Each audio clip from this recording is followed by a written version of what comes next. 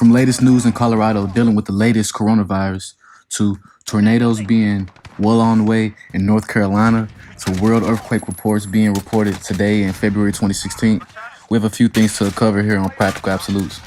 Today's global seismic activity level is extremely high, a lot higher than it was last year on the same date. For a 24-hour examination using the worldwide earthquakes above magnitude 3, there was a summary that showed that one earthquake was well over 6 on the scale, with over 17 earthquakes being well over 5, 23 earthquakes being over 4, 128 earthquakes being over 3, 227 earthquakes being over 2, with 396 earthquakes in total in the last 24 hours. Some of the most notable earthquakes include a 3.1 magnitude earthquake that affected France, a 4.7 magnitude earthquake that affected Indonesia, along with moderate earthquakes hitting Indonesia and other locations, and a significant magnitude 5.3 earthquake off the coast of Tonga in the Pacific Ocean, wreaking the area.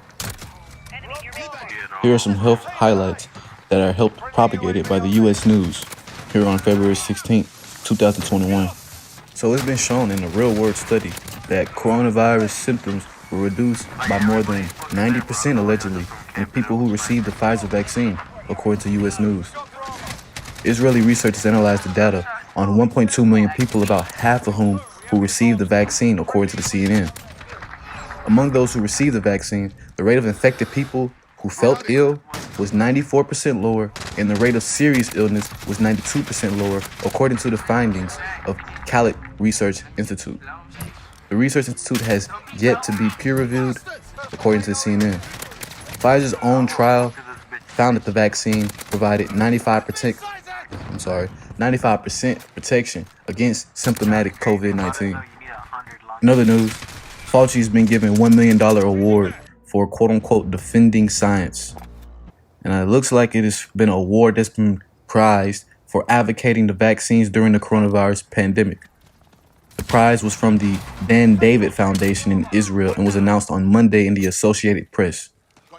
Fauci, who has been a National Institute for Allergy and Infectious Diseases director since 1984, is Jesuit taught and is the president of Joe Biden's chief medical advisor.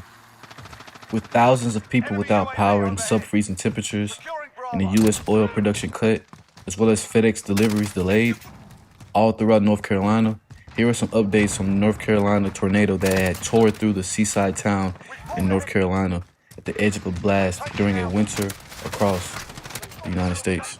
Storage system had left behind record-setting cold temperatures with wind chill and warnings that extended from Canada all the way through Mexico, which made oil production drop significantly. You see that oil trainers and executives say losses are particularly big in the basin of the Permian. It was Brunswick County that the tornado mostly struck, and it damaged well over 50 buildings. Brunswick County had emergency services. They were working hard, and there's a lot of people that's been missing allegedly. So I hope a lot of people in North Carolina are being safe right now. With nearly 130 homes being affected in Oklahoma, over 4 million homes being affected in Texas, well over 250,000 being affected in Oregon, and over 18 inches of snow nearly in the international airport in Chicago. This storm system is definitely setting records and is not aiding with this pandemic. It has definitely been a dark winter this entire year thus far.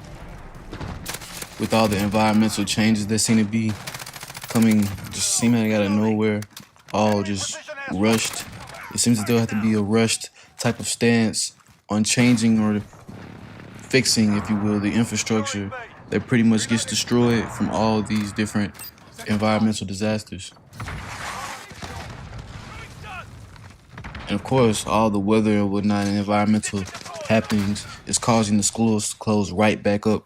So schools were open. Any schools that were open, they're now closed again. Now we're essentially going through the same notions of what we had to go through during the beginning of the pandemic.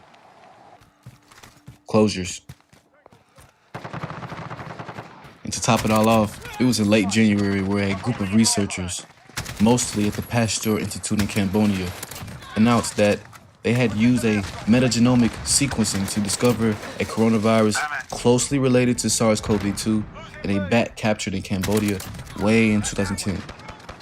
We all know that this discovery suggested that Southeast Asia represents a key area to consider in the ongoing research for the origins of SARS-CoV-2 and in the future surveillance of coronaviruses. This is exactly what they were looking for, and apparently they found it. It was exciting and also kind of surprising at the same time. The finding had drawn a lot of attentions into the bat species in particular, and with new findings of a new virus being found in Toronto, and there being corroborating evidence of that being found in Japan, as per reported by the New York Times, people are piecing together the possibility of a next pandemic. This could be around the corner. That's pretty much all I have today. This has been Practical Absolutes. Thanks for watching.